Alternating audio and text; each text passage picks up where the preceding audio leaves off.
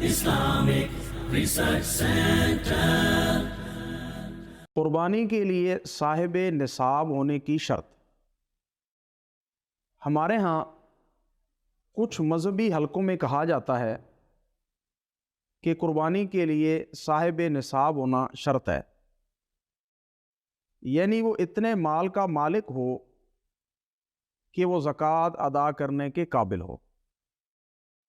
اس شرط کی شرعی حیثیت کیا ہے؟ کتاب و سنت میں اس کا جائزہ لیتے ہیں۔ اللہ رب العزت نے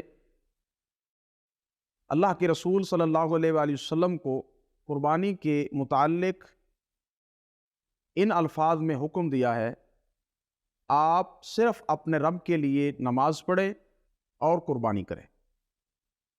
یہ سورہ کوثر کی آیات ہیں۔ یہ جو حکم ہے یہ تمام امت محمد صلی اللہ علیہ وآلہ وسلم کے لیے یکساں ہے، خواہ وہ صاحب نصاب ہو یا صاحب نصاب نہ ہو۔ اللہ کے رسول صلی اللہ علیہ وآلہ وسلم نے اپنی معاشی زندگی انتہائی تنگ دستی میں گزاری ہے، اس کے باوجود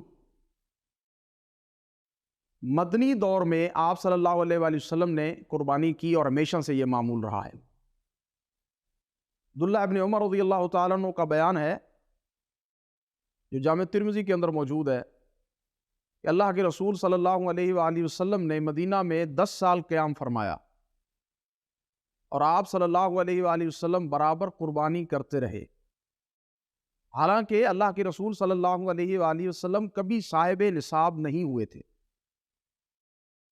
اللہ کے رسول صلی اللہ علیہ وآلہ وسلم نے اپنی حیات طیبہ میں دین اسلام کے ہر حکم پر عمل کیا ہے، لیکن آپ صلی اللہ علیہ وآلہ وسلم نے کبھی زکوٰۃ کی ادائیگی نہیں کی۔ کیوں؟